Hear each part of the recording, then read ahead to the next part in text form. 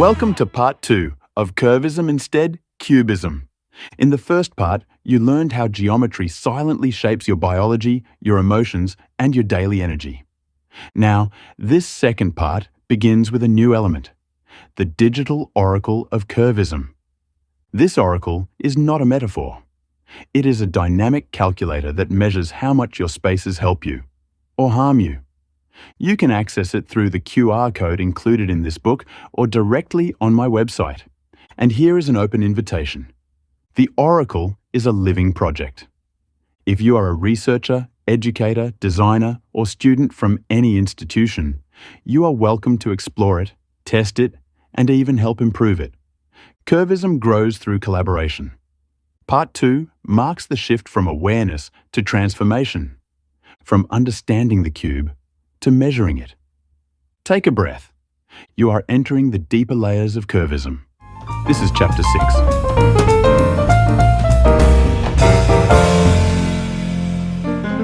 Chapter 6, The Digital Oracle, From Ancestral Myth to Scientific Data. 1. The Echo of the Ancestors.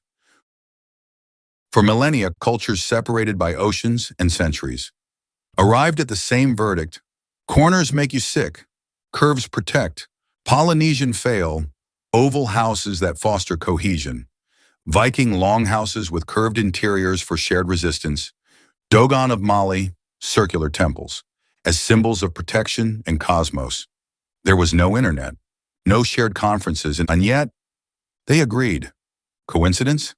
Again, impossible. 2. Myth becomes science. What they called evil spirits, or heavy energy, today has a precise name: chronic geometric stress. Science doesn't mock the myth, it translates it. Each culture used its own language, but all pointed to the same enemy: the right angle as a subtle threat to life. 3. The birth of the digital oracle.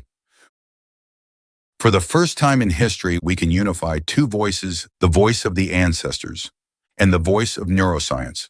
The result is the digital oracle of Curvism, a set of interactive calculators that measures your cubic exposure, translates your space into a geometric health score, and estimates the hidden costs in stress, money, and energy. It is an updated Delphi, not in the form of a priestess, but as a dashboard. No more riddles. Now it speaks in metrics. 4. How the oracle works. You answer a few simple questions. How many hours a day do you spend in rectangular spaces? How many curved objects are present in your environment? What percentage of your time is spent in direct contact with organic nature? How many corners does your bedroom have? Your office? Your living room? In seconds, the oracle produces a cubic intoxication index from 0 to 100, an estimate of the annual economic cost of your geometric stress, a projection of the benefits of introducing curves in energy, productivity, and health. 5. Real cases, simulated but realistic. An executive in London spends 9 hours a day in a rectangular office with 2 decorative plants.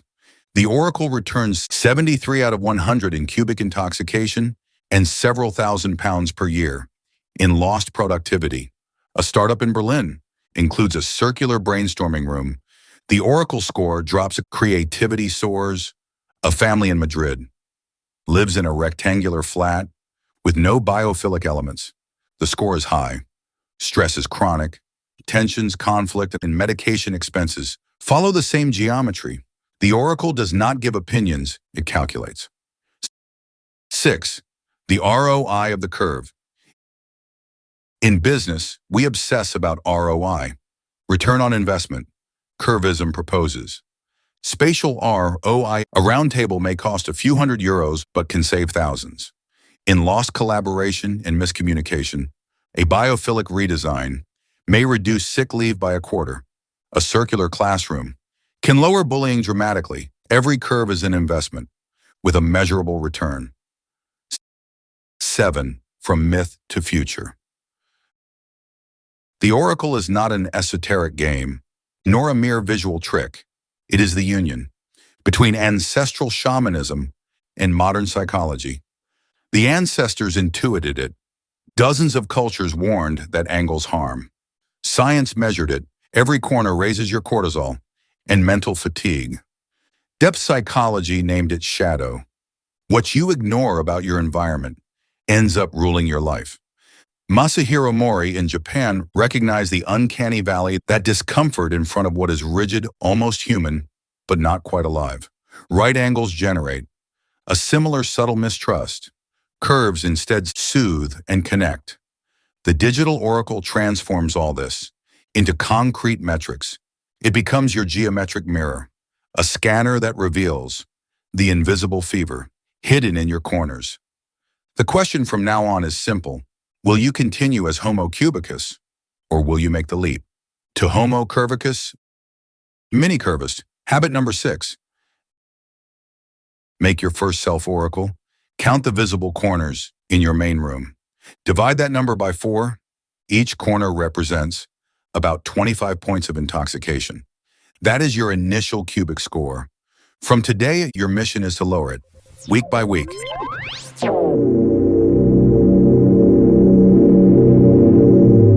Chapter 7. The Curved Palace, Architecture of the Human Future. 1. The Clash of Worlds. Today, most people live between rectangular walls, straight corridors of flat ceilings. Meanwhile, a quiet minority already inhabits another geometry, domes that float like clouds of light, circular mansions, round houses in the middle of forests, designed for calm and connection with nature. The message is clear. The future is not cubic. The future is curved.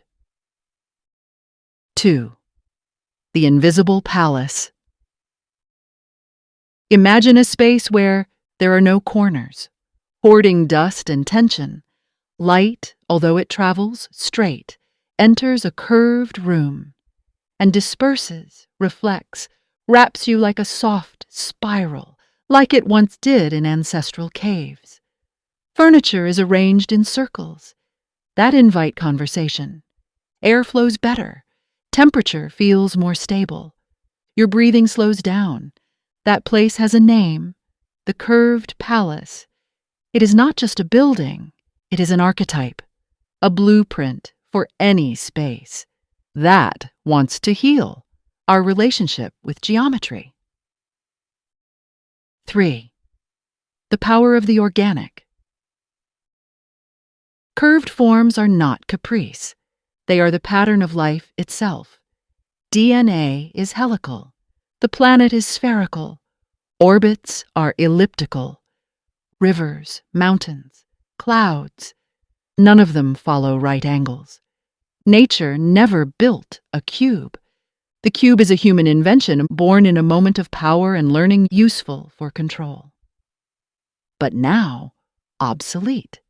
In the face of our technological and spiritual reality, we confused it with normality.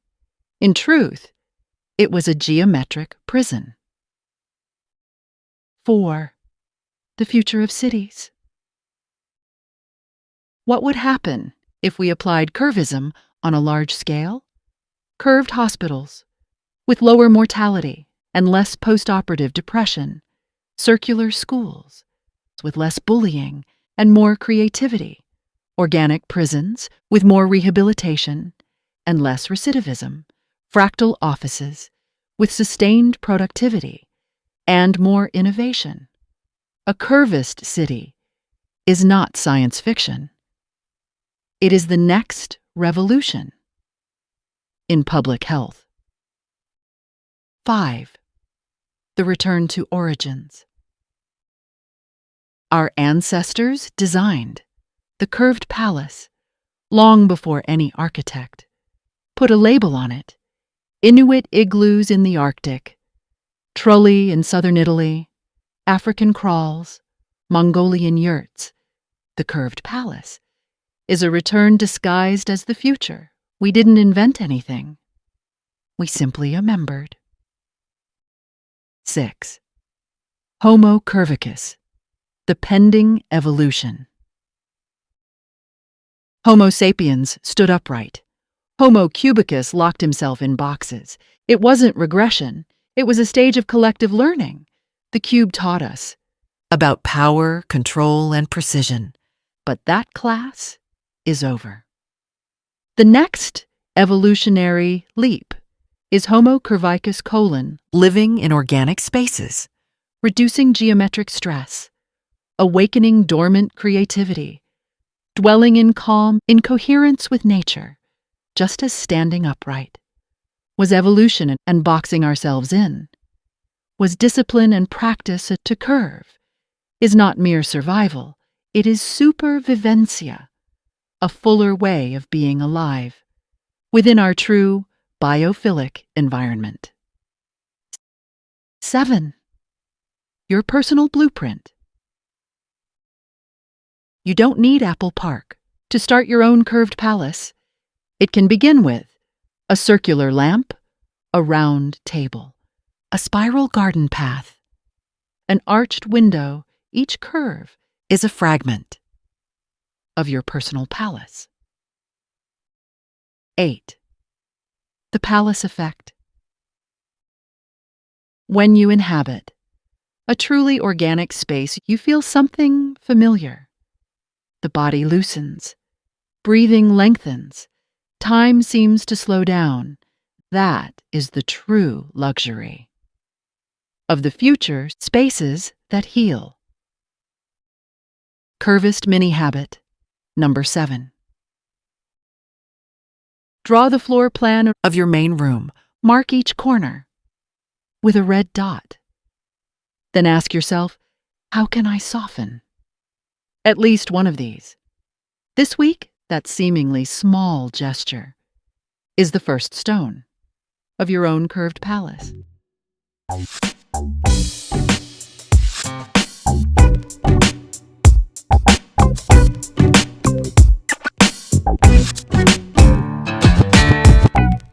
Guénon in the geometric fall. René Guénon is not a household name, but his influence flows quietly.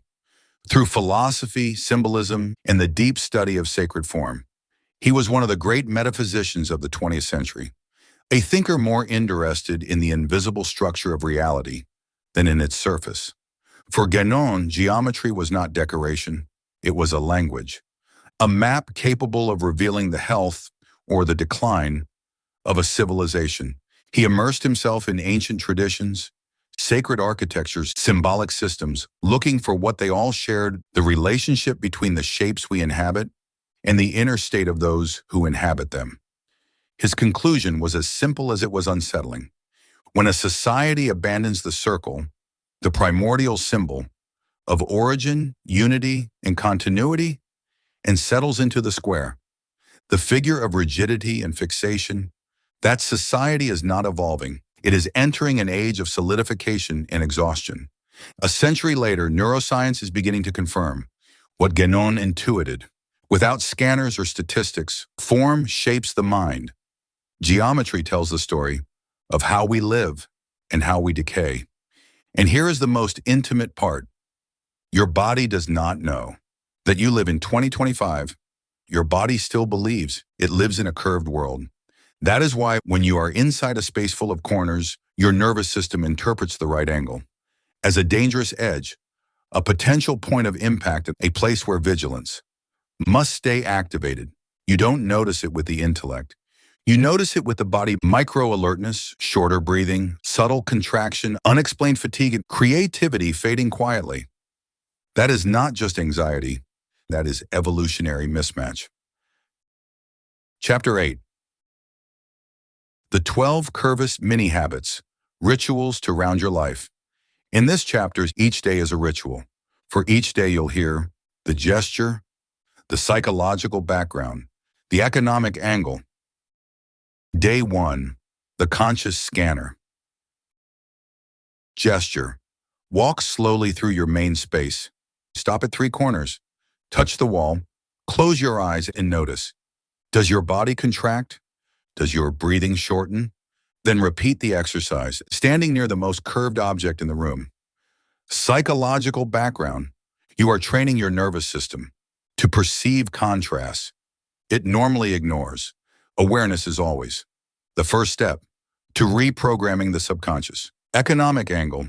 Companies that invest in micro-awareness training can reduce errors significantly. At home, it means fewer accidents, less wasted time, more usable energy each day. Day 2. The Green Guardian. Gesture.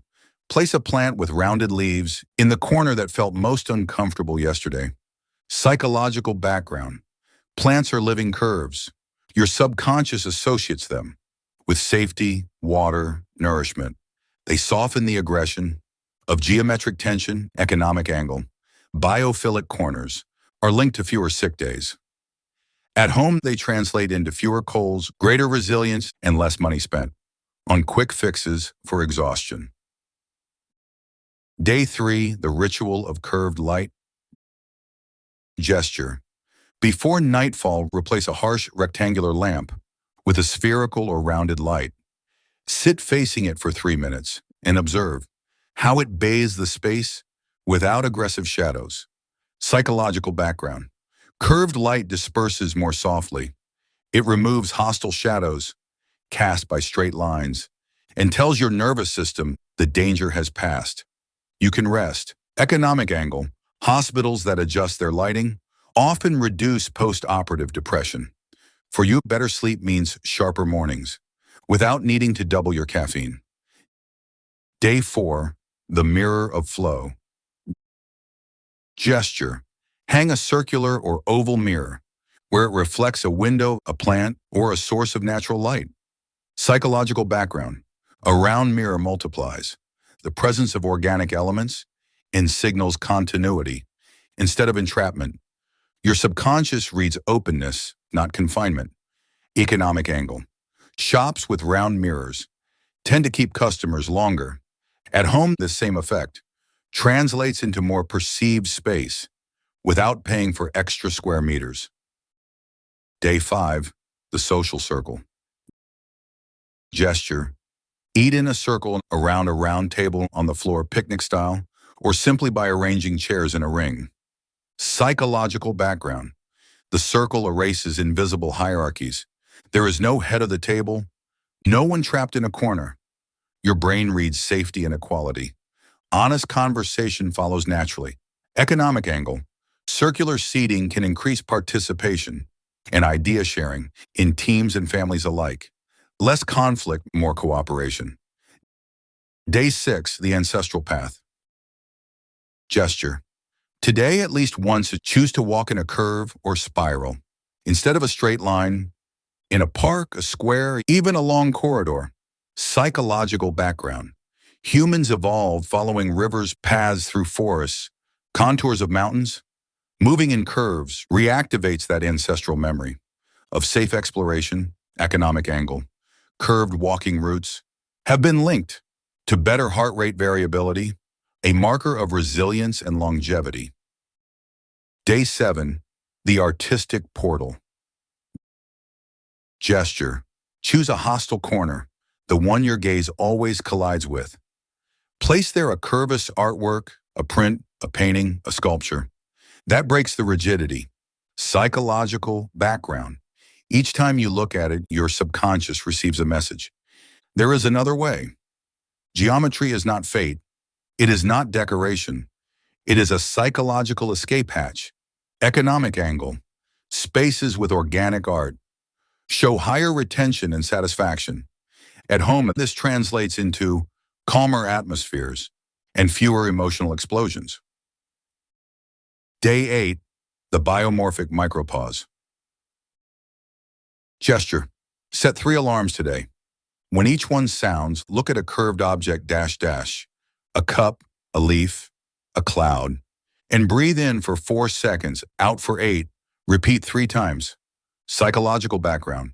Longer exhalations shift the nervous system from stress mode to calm mode. Economic angle. Micropauses reduce mistakes and emotional reactivity. They give you clarity, memory, and better rest at night. Day 9, the round conversation. Gesture. For your next important talk, with your partner, child, friend, or colleague, sit in a circle with no rectangular table between you. Psychological background. Circles dissolve hierarchy, face-off energy, and defensive postures. Your subconscious feels that you are in the same tribe, not in opposing camps. Economic angle. Circular arrangements.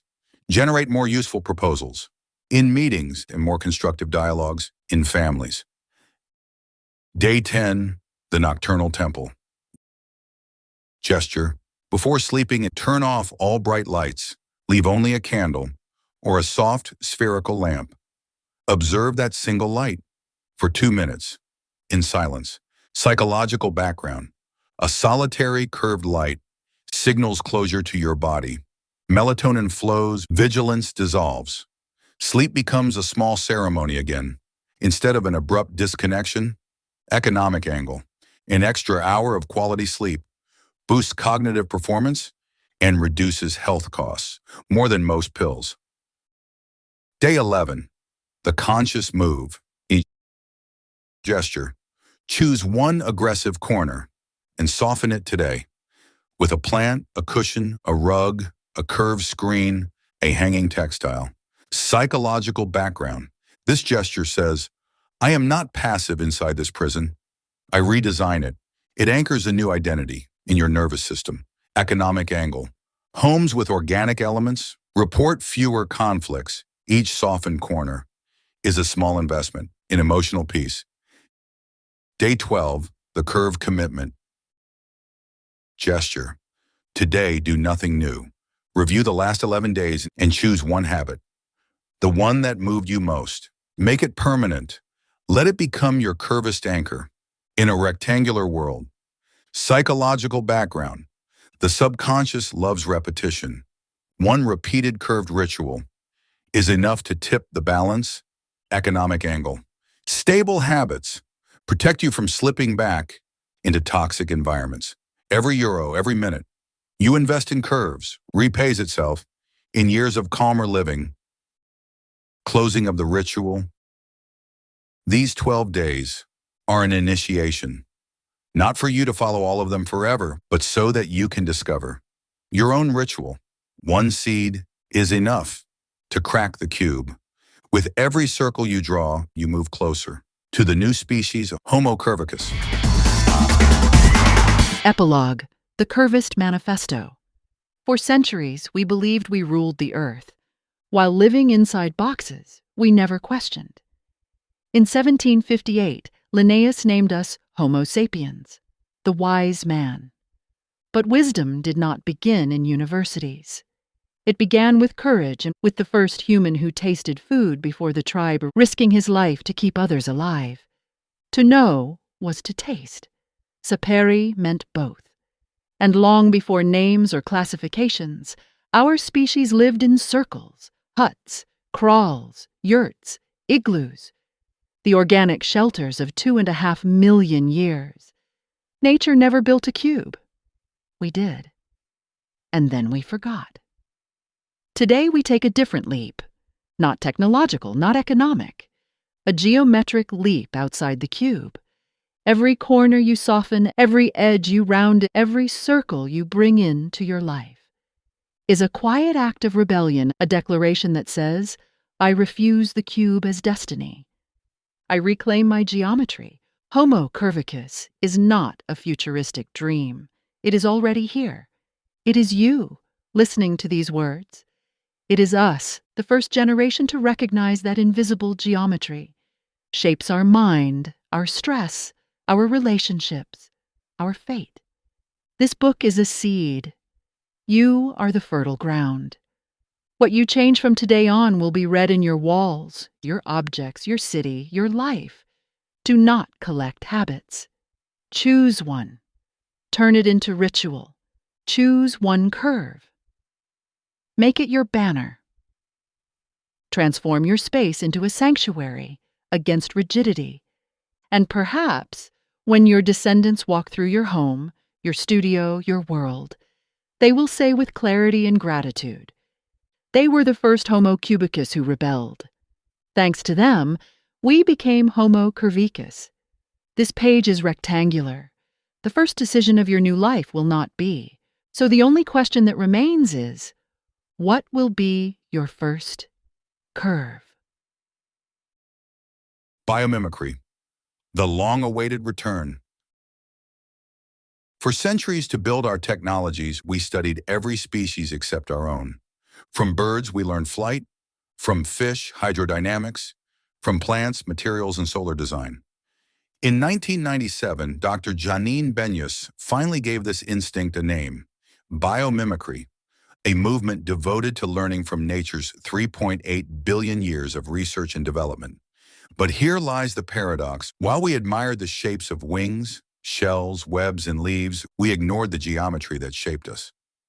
2.5 million years of human evolution in organic dwellings, round, conical, spherical, biomorphic, were excluded from the biomimicry discourse. The last to be studied turns out to be the first. The human body is not a cube-based organism. Our nervous system is not angular machinery. Our psychology is not compatible with rectangular confinement. The next revolution in biomimicry is not copying birds or trees, but copying Homo curvicus. If the Biomimicry Institute one day redesigns its own labs, its offices, its school programs, its creative hubs, it will discover a truth hidden in plain sight. You cannot think like nature from inside a box. The curve is not metaphor, it is biological alignment. Biomimicry without curvism is only half of the story. Feng Shui, the ancestors already knew. And remember, everything that neuroscience confirms today, the masters of Feng Shui in China knew thousands of years ago. They distinguished between Jiao Luo, the corner you feel, and Jiao Du, the angle you measure. It was not superstition. It was empirical wisdom. 43 other cultures reached the same conclusion, without ever speaking to one another. They all knew geometry is not form, it is experience. It shapes the body, the psyche, the tribe. What for them was sacred intuition, for us becomes survival science. Final author's note. I did not write this text to close a debate, but to open one. Some of the ideas here are hypotheses, metaphors, prototypes, provocations. Others are supported by peer-reviewed research. In neuroscience, psychology, architecture, urban studies, anthropology, and biomimicry. The mixture is deliberate. Human evolution is not linear, and neither is human knowledge. I invite you to approach these words not as a doctrine, but as an exploration. Doubt, test, measure, transform. Then come back and let's talk again. Curvism is more than aesthetics, more than design, more than comfort. It is a call to question the invisible geometry that shapes your life. This is Curvism, not cubism. Federico Garcia Sala. Website federicogarcia.art. End of the audiobook, Curvism instead, cubism.